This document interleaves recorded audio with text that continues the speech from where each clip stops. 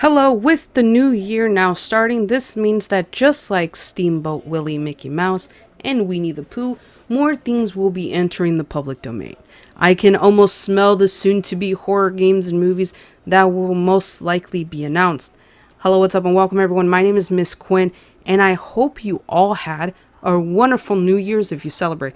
And even if you don't, I still hope you had a wonderful New Year's, you had a great day, and I hope, you recognize the joy that we're about to receive this year.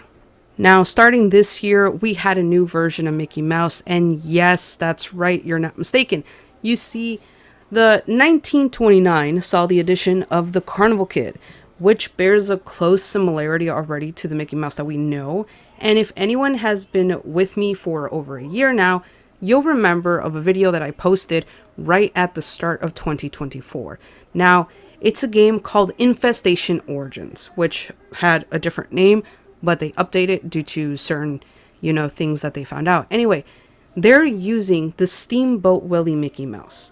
And a part of me, however, does hope that they'll put in the 1929 version of Mickey Mouse as a possible skin for Mickey, along with its own map. But hey, that's their decision. However, I am so totally excited for this game.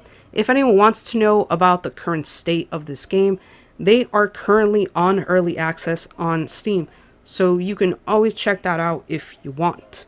I'm still in their Discord, so I'll keep you guys updated with any new information if you guys want, which, devs,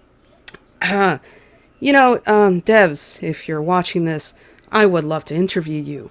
Am I kidding? No, I'm not. But yes, please, DM me, email me, whichever you like, if you wouldn't mind being interviewed. I already reached out to you on Discord. I'm sorry. Anyway, I want to know if any one of you have ever wanted to be a sailor. Now, for me, besides cursing like a sailor, I have personally never wanted to be one. The thought of being stranded at sea while slowly going mad, that all you can see is water, and thinking about how cold, about the cold embrace of... Sorry, I was just thinking. Anywho, I'm not sure if, like me, you've ever watched the reruns of Popeye the Sailor Man. Boop boop. But he has now joined the ever-growing club of the public domain. Good news is that Oliver Oyl has already been in the public domain for years, so consider this as a reunion for the two lovebirds. Now I can totally see a psychological game being made where what's more horrific than being in the ocean with a madman who can tear you to frickin' shreds. Or you can have it to where you're the dock manager, you keep up the dock and shit, and you come across a body of Oliver Oyl, and you have to explore a warehouse while trying to hide from Popeye. Now, all the while, he whistles his theme song, if that's, of course, free to even use. I don't know, but I think this is a great idea, so if anyone wants to use it, please do. Just give me credit. Just kidding. But yeah, please just make a game of Popeye the Sailor Man, a nail-biting story, and I'm 100% behind it. I don't think Popeye the Sailor Man can become any other type of game but a horror game, or I'm actually not even an action game. I don't really see much action like of him fighting certain characters unless you make him fight Oliver Oyl, which I really don't think people would want that. I'm just saying. I think he feels more like a horror, like a horror plot device. Anyway, going on to the next one that is now hitting public domain, Tintin is somewhat different to me, considering that Tintin already has two mainstream games, just like The Secret of the Unicorn and Cigars of the Pharaoh. And yes, while that isn't that different, I still think it is. Popeye has never had any form of media aside from comic strips and a cartoon. Mickey Mouse, however, like Tintin, has had various games come out on it. And no, I'm not talking about board games. Trust me. Mickey Mouse even has its own board games, if you didn't know. Now, if you're wondering who the heck Tintin is, then you're not alone, which is why I got you. Don't worry. Tintin is a reporter who searches for justice and the truth alongside his dog Snowy, who is a fox terrier if you really want to know the breed for some reason. Anyway, I can see someone making a detective game inspired heavily by LA Noire or Judgment, which is essentially a spin-off from the Yakuza series. If you have followed me from Twitch, then you know what I'm talking about because I have streamed it.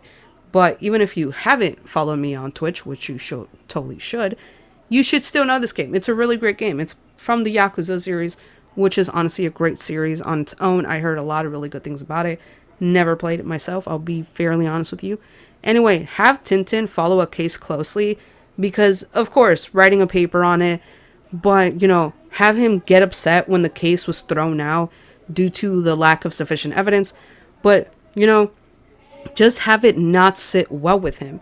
Have Tintin go into the lion's den, so to speak, and uncover that, you know, the case involves people within the high government who are in the pockets of the people who were going to get arrested, you know, like the mafia or like the world's, like, I don't know, the state's biggest gang, you know, whichever one. I just have ideas, okay?